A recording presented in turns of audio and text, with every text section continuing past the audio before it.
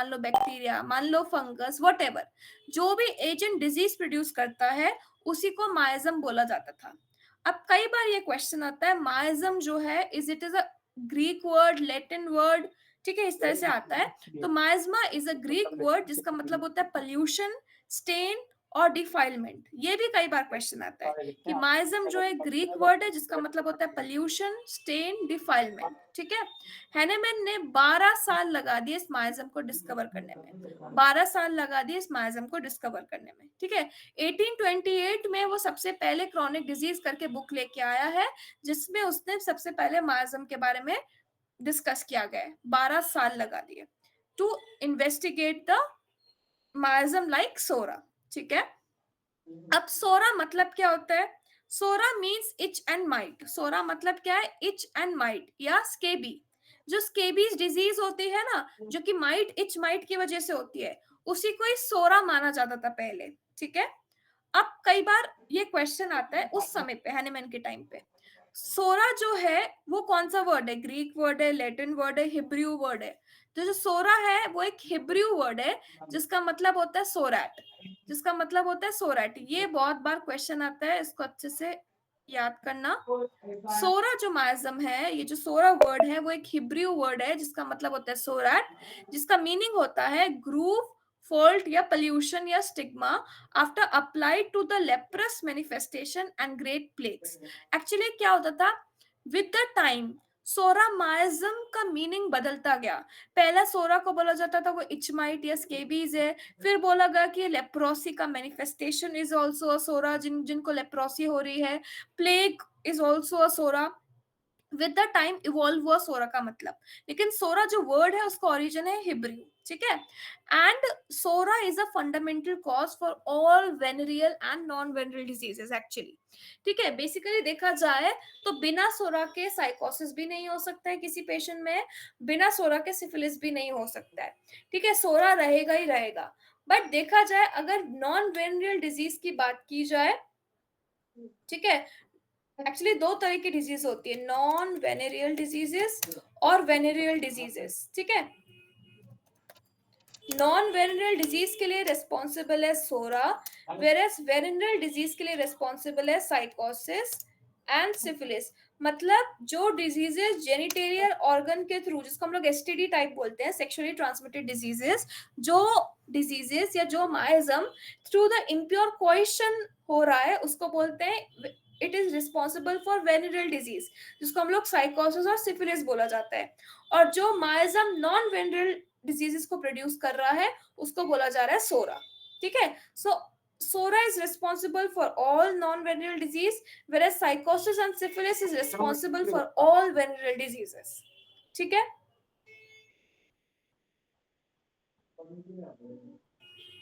ना। सोरा, अगर हम लोग बोला जाए सोरा का जो मैनिफेस्टेशन होगा, बेसिकली सोरा मींस हाइपो। हाइपो मतलब डेफिशिएंसी। जहां कहीं भी डेफिशिएंसी है, जिस भी पेशेंट में जिस भी चीज की डेफिशिएंसी है, जिस भी पर्सन में अगर डेफिशिएंसी वर्ड यूज हो रहा है, डेफिशिएंसी है किसी भी चीज की, मतलब वो सोरिक माइजम से इफेक्टेड है। सोरा का मतलब हाइपो, मतलब सोरा का मतलब डेफिशिएंसी, ठीक है। एंड सोरा, अगर आप सोरा को समझना है तो सल्फर ड्रग याद करो, सल्फर ड्रग याद करो जो कि एक ग्रेट फिलोसोफर होता है, ठीक है। इसलिए बोला गया psora miasm is very good philosopher, as well as psora miasm वाले people are suffering from many deficiencies, मतलब हाइपो, ठीक है। अब सोरा जो होता है इसको मोस्ट एंशियंट माइजम बोला गया है और वो 7-8 डिजीजेस के लिए रिस्पॉन्सिबल है। तो out of all diseases, 7/8 of the diseases is caused by sora, 7/8 diseases is caused by sora। सोरा को मोस्ट डिस्ट्रक्टिव माइजम बोला गया है, ये भी यूपीएससी 2023 में आया था। Most destructive, most ancient miasm कौन सा है? सोरा है। किस तरह से सोरा डेवलप होता है, let us see. Mode of infection, the fluid from itch vesicles comes in contact with the general skin. मैंने पहले बताया था जो प्राइमरी मैनिफेस्टेशन ऑफ सोरा क्या होता है, छोटे छोटे इरप्शंस हो जाते हैं जिसमें पानी भरा होता है, और वो जो पानी है जब वो लीक होगा और जब वो स्किन के कांटेक्ट में आएगा, जहां पे वो कांटेक्ट में आया वहां पे दूसरा इरप्शन हो जाएगा। तो इसी को ही प्राइमरी मैनिफेस्टेशन ऑफ सोरा कहते हैं। यही मोड ऑफ इन्फेक्शन है। अगर मान लो, दिस इज वेरी इंपॉर्टेंट, सोरा जो है वो टच से भी स्प्रेड हो सकता है।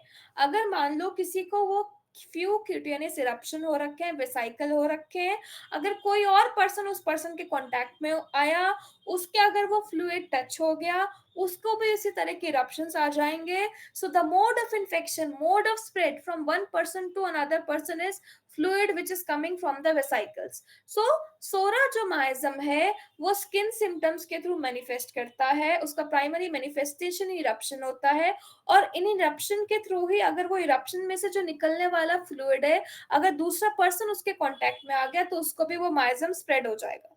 ठीक है। उसके बाद क्या होगा, जब वो स्किन इरप्शंस हो गए, धीरे धीरे वो इंटरनलाइज हो जाएंगे, धीरे धीरे वो पूरी बॉडी को अफेक्ट करने लग जाएंगे। जैसे वो पूरी बॉडी को अफेक्ट करने लगे, कंप्लीट इंटरनल डेवलपमेंट हुआ और धीरे धीरे प्राइमरी मैनिफेस्टेशन शो होने लगा। एंड विदिन 7 to 14 days ये पूछा जाता है कि incubation period of psora miasm क्या होता है, 7 से 14 दिन। ठीक है। मान लो एक पर्सन है वो सोरा से इन्फेक्टेड है, उसको इस तरह से इरप्शन हो रखे, दूसरा पर्सन उसके कांटेक्ट में आया, उसका फ्लूइड उसको टच हो गया, धीरे धीरे उसकी बॉडी में वो इंटरनलाइज होगा।